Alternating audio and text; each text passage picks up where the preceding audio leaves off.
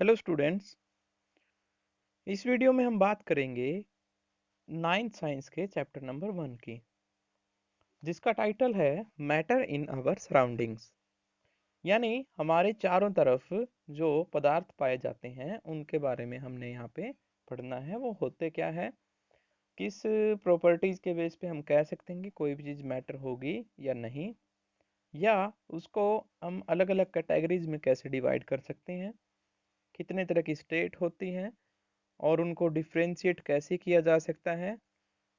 अगर एक स्टेट दूसरी स्टेट में चेंज होती है तो उस फिनोमेना को क्या कहेंगे, किस चीज़ की वजह से ऐसा होता है, ये सारी चीज़ें हम इस चैप्टर में पढ़ने वाले हैं।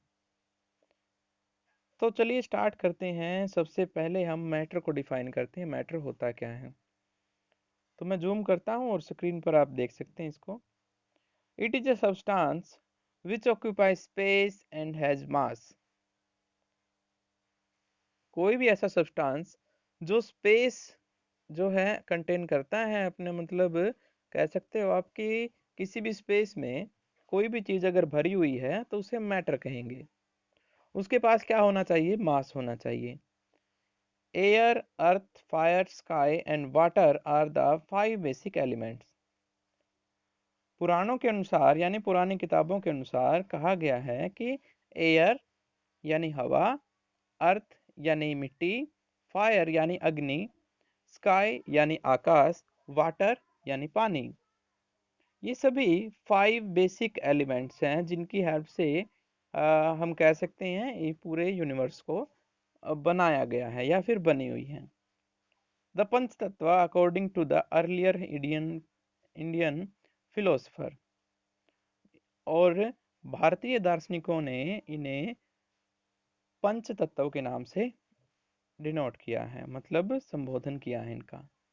अकॉर्डिंग टू दैम एवरीथिंग, उनके अनुसार हर एक चीज लिविंग और non living is made up of these 5 elements.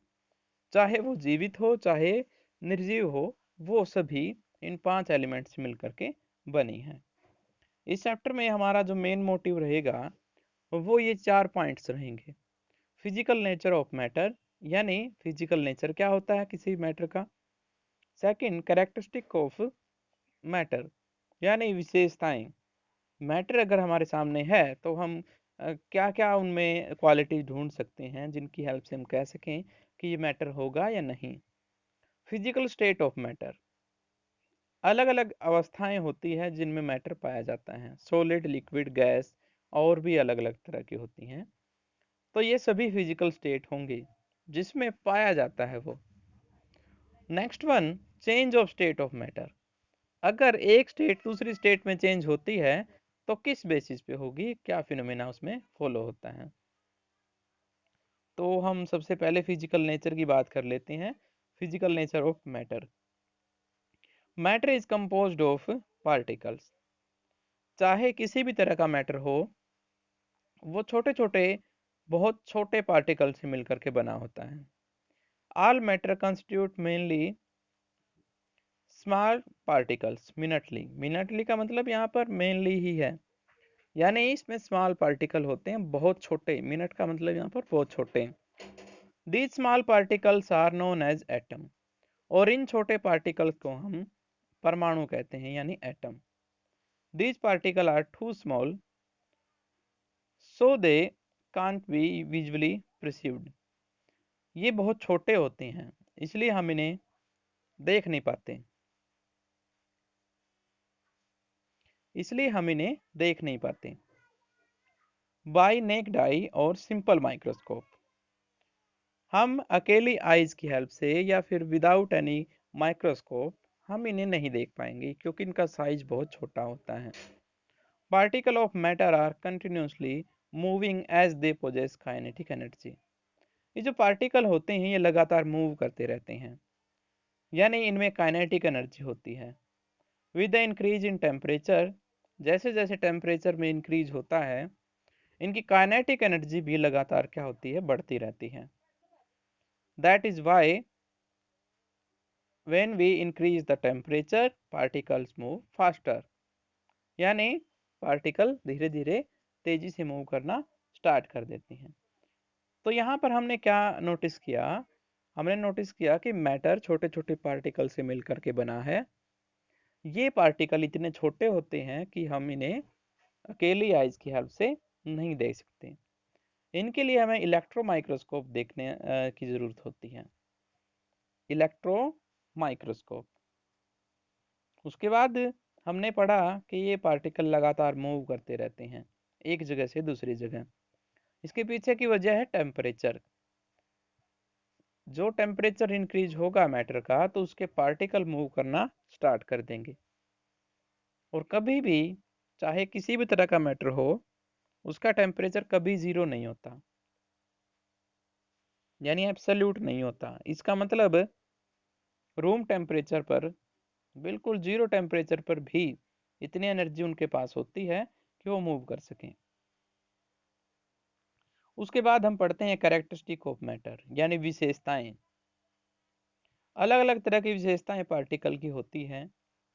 उनमें से यहाँ पर पॉइंट्स बनाए गए हैं, हम पढ़ते हैं उनको। Particle of matter have space between them. यहाँ पर लिखा गया है जो पार्टिकल होंगे मैटर के, उनमें स्पेस होगा। और इसको प्रूव करने के लिए इस स्टेटमेंट को हम यहाँ पर एक एक्सपेरिमेंट की हेल्प से बताएंगे इसको। मान लीजिए आपके पास एक ग्लास ऑफ वाटर है, यानी पानी का गिलास है एक। तो उसमें क्या होगा कि उसका एक लेवल होगा जहां तक पानी भरा हुआ है। आपने क्या करना है, एक चम्मच नमक लेनी है और उसमें घोल देना है उसको। अब एक चम्मच हमने मिलाई है तो इसका मतलब उसका वाटर लेवल क्या होना चाहिए, इंक्रीज होना चाहिए था। लेकिन हमें पता चलता है कि जब नमक घुल जाता है तो वाटर लेवल दोबारा से वही हो जाता है। ये नमक घुल कैसे गया, ये है क्वेश्चन।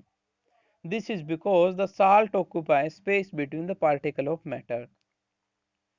पानी के जो एलिमेंट्स हैं, यानी कि पार्टिकल्स हैं, उनके बीच में बहुत सारा स्पेस है। और वो स्पेस क्या कर लिया, कंटेन कर लिया जो साल्ट हमने यहाँ पर डिजोल्व किया है।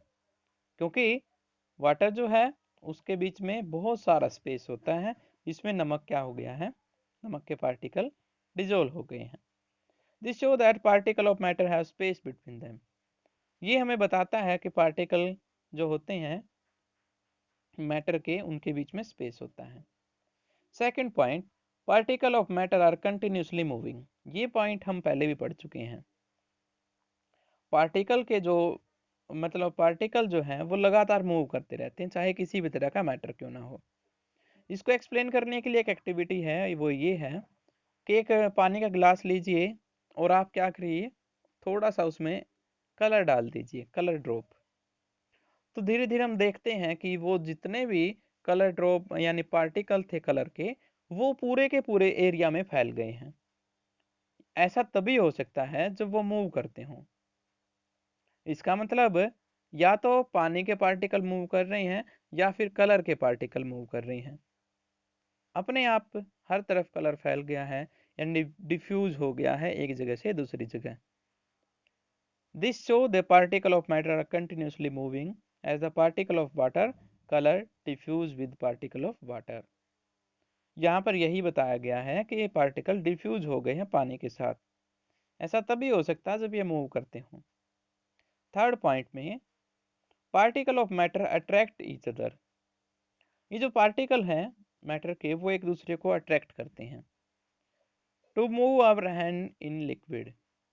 अट्रैक्ट कर रहे हैं, इसका मतलब एक पार्टिकल दूसरे पार्टिकल के साथ किसी फोर्स के साथ जुड़ा हुआ है, एक तरह का बॉन्ड उनके बीच में प्रेजेंट है। इसका एग्जाम्पल हम समझने के लिए एक एक्सपेरिमेंट करते हैं।